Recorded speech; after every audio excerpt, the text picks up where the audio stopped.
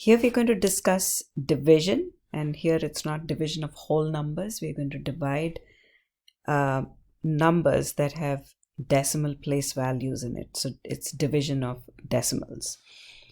So let's see how this works. We're going to use long division.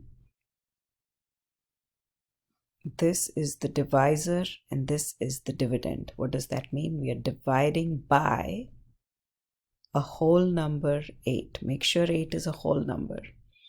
This has to be a whole number for the long division method to work. And the dividend is 502.96.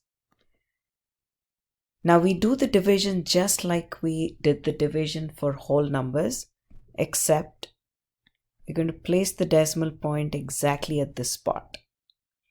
And another thing to remember is that the divisor has to be a whole number, and it is. So let's start the division process. How many times does 8 go into 5? It goes 0 times into 5 because 5 is less than 8. 8 times 0 is 0. We subtract. 5 minus 0 is 5. The minute we get the remainder, we bring the next digit down. Now we have a 50. 8, how many times does 8 go into 50? 8 sixes are 48. We subtract. 50 minus 48 is 2. Bring the next digit down. How many times does 8 go into 22? 8 times 2 is 16. 8 times 3 is 24. It's too big. So what's the maximum number of times does 8 go into 22? It goes 2 times into 22, leaving a remainder of 6. Next we have the decimal point. So place the decimal point in the quotient as well and bring the next digit down. Now we are on the right side of the decimal point. It's a 69. How many times does 8 go into 69? 8 times 8 is 64 minus subtract. 69 minus 64 is 5. We bring the next digit down. It's a 6, which makes it 56. Now, how many times does 8 go into 56?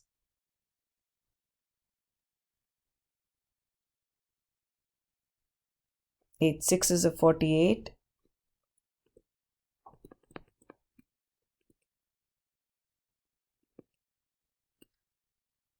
8 times 7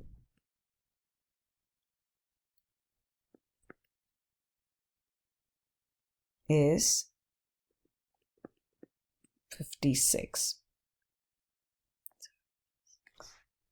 So we subtract and we get a 0. So what does this tell us? If we take 502.96 and we divide it by 8, we get exactly 62.87. Just pause for a minute and double check the answer.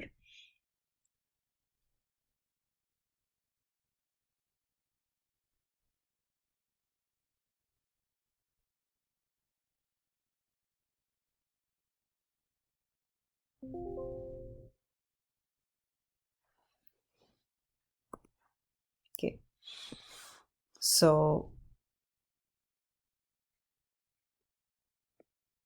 this is a correct answer.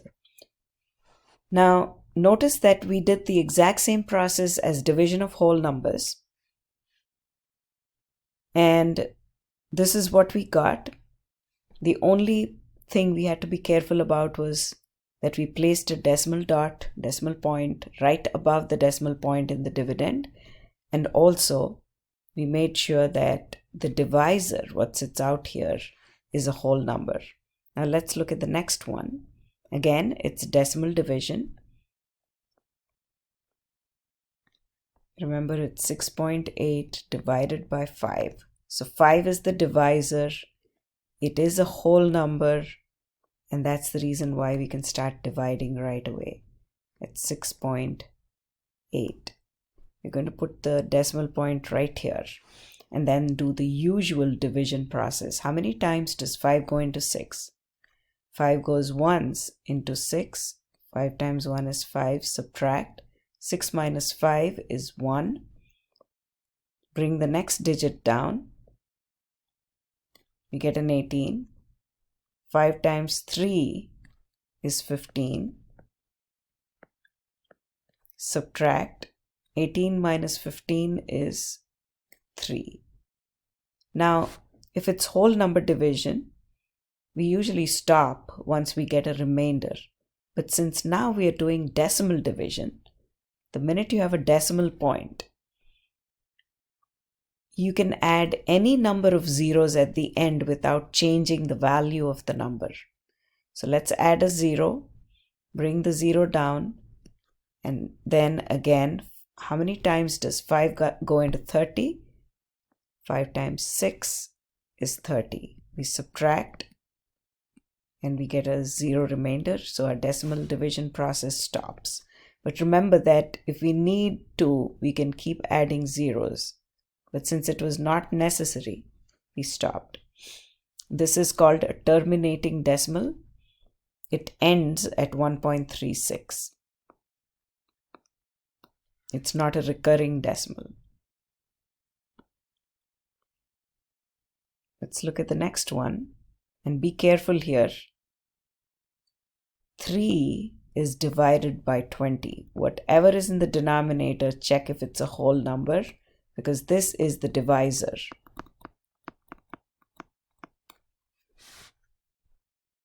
So 20 is outside. We are going to divide 3 by 20. There's no decimal point, so let's put it here. How many times does 20 go into 3? 0 times. Subtract to get a 3. Remember, after the decimal point, I can add a 0. Bring the 0 down, and then again, how many times does 20 go into 3? It goes into 30, sorry. 20 goes once into 30, leaving a remainder of 10. I can keep bringing the zeros down until the decimal here terminates or gets into the recurring phase. So now, how many times does 20 go into 100? There are 5 20s in 100. So 5 times 20 is 100, and there is a 0 remainder. But be careful here. The smaller number is divided by the larger number, and that's why we have a 0 in the whole number place, and then a 0.15. So be very careful. Whatever is in the denominator is the divisor, and make sure it's a whole number.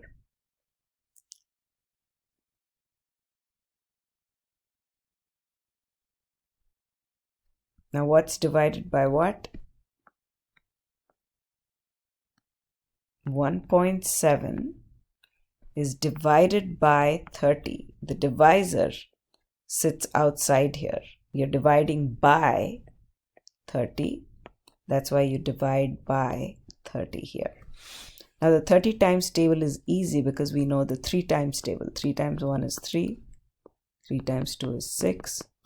3 times 3 is 9. 3 times 4 is 12, and so on. But if I say what's 30 times 1, it's 30. 30 times 2 is 60. 30 times 3 is 90. 30 times 4 is 120. So just adding 0 at the end, and it's the usual 3 times table. Again, let's start the process of division. How many times does 30 go into 0? 30 go into 1. It goes 0 times. 30 times 0 is 0. We subtract, and the remainder is 1. Put your decimal dot as soon as you see it right above in the quotient. Bring the next digit down. How many times does 30 go into 17? It is still 0 times. 30 times 0 is 0. We subtract to get a 17. Remember, at the end, we can add any number of zeros as long as there is a decimal point. Okay. So how many times does 30 go into 170?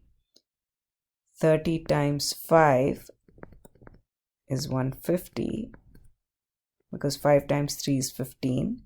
30 times 6 is 180, because 6 times 3 is 18. So you go 30 times 6 is 180. That's too big, sorry. We have to go 30 times 5.